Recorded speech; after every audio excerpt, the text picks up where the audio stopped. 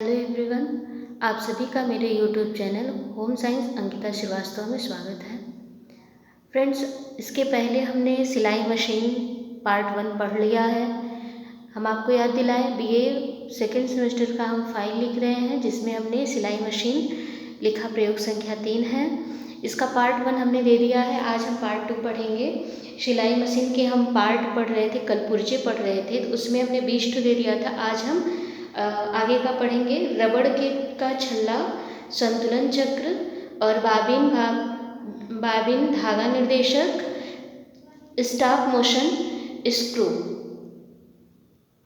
इसके बाद हत्था चालक, बाबिन केश, बाबिन और ट्रेडल ड्राइव व्हील।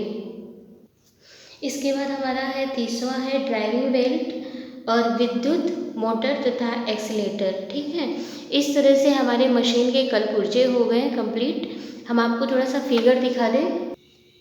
इस तरह से एक सिलाई मशीन होती है। मेरा आर्ट तो बहुत अच्छा नहीं है, लेकिन फिर भी जल्दी में मैंने इस तरह से बनाया। आप इसको और बेहतर तरीके से बनाने की कोशिश कीजिएगा। ये सिलाई मशीन है, ठीक है, और सिलाई मशीन के कुछ पार्ट हमने लिखे हुए हैं। इसके बाद बच्चों, सिलाई मशीन की देखभाल करना हम देखेंगे कि कैसे हम सिलाई मशीन की देखभाल कर सकते हैं, क्योंकि सिलाई करते समय ना थोड़ी बहुत समस्याएं आती हैं, तो हम उसकी देखभाल कैसे करेंगे, सिलाई मशीन का रख रखाव कैसे करेंगे, ये चीज़ें हमने यहाँ लिखी है बच्चों। इसके बाद हमने सिलाई मशीन के साधारण दोष तथा उनका निवारण लिखा है कि सिलाई मशीन में सिलाई करते समय कौन कौन से साधारण जो समस्याएं उत्पन्न होती हैं वो कौन कौन सी होती हैं। कभी कभी क्या होता है ना कि सिलाई करते समय जैसे धागा टूटने लगता है ना, तो बहुत सारी ऐसी प्रॉब्लम आती हैं। तो हम अगर रुक जाएंगे तो हम मैकेनिक हमको बुला के बनाना पड़ेगा। तो हमें पता होना चाहिए कि छोटी छोटी समस्याओं को हम दूर कैसे कर सकते हैं। तो यहाँ आपको बताया गया है कि अगर धागा टूट रहा है तो 2 तरह की चीज़ें होती है धागा टूटने में, सुई के धागे का टूटना और बाबिन के धागे का टूटना। कभी कभी सुई का धागा जल्दी जल्दी टूट जाता है, तो कभी कभी नीचे वाला जो धागा बाबिन में भरा होता है वो जल्दी टूट जाता है। तो उसका हमने यहाँ कारण और निवारण बताया हुआ है। इसके बाद मशीन का भारी चलना, कभी कभी मशीन बहुत ज़्यादा टफ चलने लगता है, तो उसका क्या कारण हो सकता है, निवारण।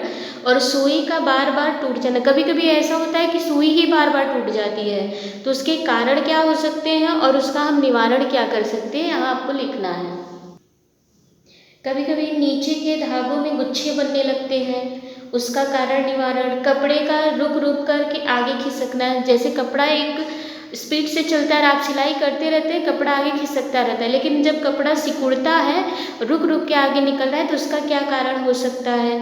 फिर कपड़े का इकट्ठा होना, कपड़ा कभी इकट्ठा हो जाता है, यहाँ कपड़ा धीरे धीरे रुक रुक के आगे बढ़ता है तो यहाँ इकट्ठा हो जाता है, बाहर फेंकता ही नहीं, आगे चलता ही नहीं है, तो उसका कारण और निवारण। इसके बाद बच्चों, बखिए का खराब होना या बार बार टूटना, कभी कभी बखिया ठीक से नहीं आती है। जब हम ऊपर का धागा और नीचे का धागा दोनों सामान्य गति से, सामान्य नियंत्रक से मिलते हैं तो बखिया अच्छी रहती है, लेकिन कभी कभी क्या होता है, ऊपर का या फिर नीचे का बखिया अच्छा नहीं आता है, तो उसके विषय में यहाँ पढ़ना है।